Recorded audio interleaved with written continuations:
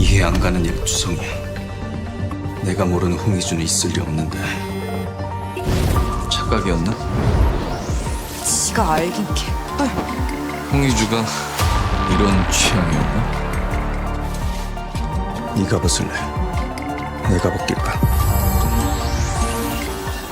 This review video contains a summary of the entire plot and ending of the original novel When the Phone Rings. Please note that the summary of the ending includes spoilers.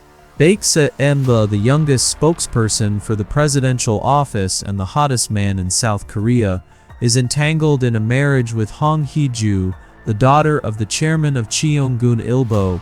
This marriage, however, is not born out of love. It's a strategic move by Baek's father, Baek-sa, who cunningly positions himself as the kingmaker. The chairman of Cheonggun-ilbo, Hong-gu, uses this marriage as part of his political scheme. But here's the thing, Baek-sa, Eon, and Hee-jo have not once truly communicated or shared an emotional moment in their entire marriage.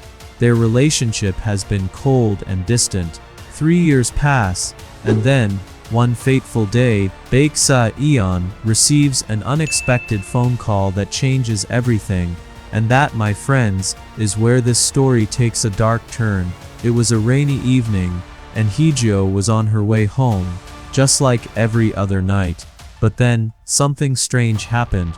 Her car's radio, her navigation system, everything started malfunctioning. In an instant, she loses control of the vehicle. And right then, from the back seat, a shadowy figure enters the blackmailer. They take Hee-jo hostage, holding her life as a bargaining chip. They start their first round of threats, but Baek Se-selon, without hesitation, refuses to negotiate. He coldly hangs up, telling the blackmailer to contact him again when there's a body. Can you feel that? Hee-jo's heart shattering in that moment.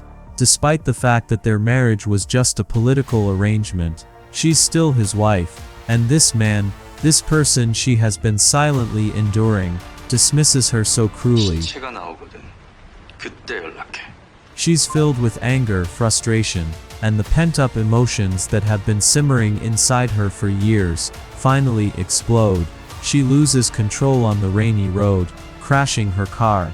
When she regains consciousness, the blackmailer is gone, but there's a phone left behind, and this phone, this is where Hee-jo's true plan begins. She seizes the opportunity. With cold calculation, she pretends to be the blackmailer. The terms, either Baek Se-cheon divorces her, or gives her 20 billion won in cash, the exact penalty for breaching their contract. Every night they have secret phone calls, and Hee-jo feels a rush of defiance and power she's never known before. Meanwhile, Baek Se-cheon, receiving these nightly calls, begins to grow suspicious. Could Hee-jo be hiding something? Could she be having an affair? After all, the blackmailer's demands are only about her freedom, either a divorce or a massive sum of money to set her free. This man begins to wonder, who could know Hee-jo so well? And suddenly something shifts inside Baek. His heart begins to race.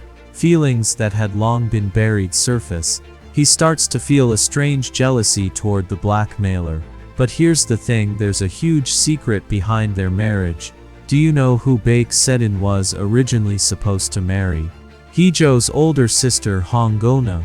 But on the eve of the wedding, Hong-gona disappears without a trace, and Hee-jo is forced to take her place.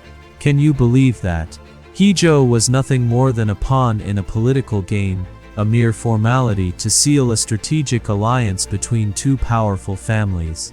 Hong-gona, the chairman of Cheonggun-ilbo, used Hee-jo as a tool to gain power.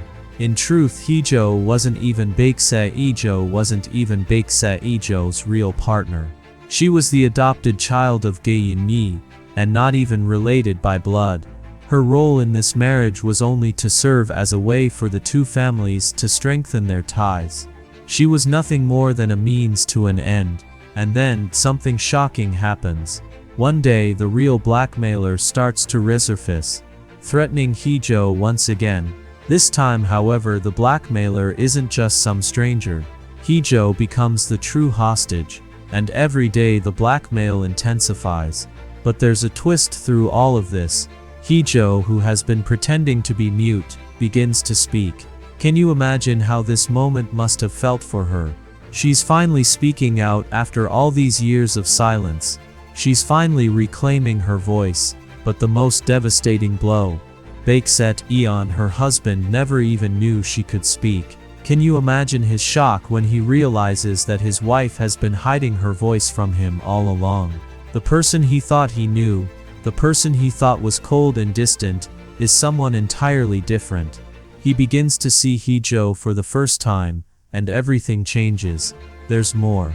The blackmailer turns out to be someone Heejo never expected, a woman, and more shockingly, it's someone Heejo knows intimately. Bak Si-eon puts all the pieces together. His wife has been the one behind the blackmail all along. But wait, the real shock comes when the true blackmailer sends Bak Si-eon a USB containing proof of a horrifying truth. The true blackmailer is none other than Bak Si-eon's grandfather, Bak Xiang-ho. Bak Xiang-ho had killed his real grandson, the true Bak Si-eon, and raised an orphan boy from a fishing village to take his place. The boy, now known as Bak Si-eon, was never the real heir to the family fortune. Can you imagine the betrayal, the twisted web of lies that have been spun around Heejo and Bak Si-eon? And the twists don't stop there. Bak Si-eon's mother, Shinji-yo, Jin, had been helping Bak Xiang-ho, but when she finds her real son, she realizes he's not what she expected. She decides that no matter what, the name of Bak Si-eon must be erased. Erased from history, erased from existence. And so, on the day of a memorial ceremony, where Bak Si-eon is supposed to give a speech, a bomb is planted, and the world believes Bak Si-eon is dead. But Heejo refuses to believe it. She knows in her heart that he's still alive. She follows the faintest clue, and through sheer determination, tracks him down. They reunite, and as the world believes Bak Si-eon is gone, Heejo and Bak Si-eon, now nameless and lost, find each other again. They rediscover their love amidst the ashes of everything they once knew. And so, the story ends. Or does it? How will the drama version differ from this incredible story? We'll have to wait and see.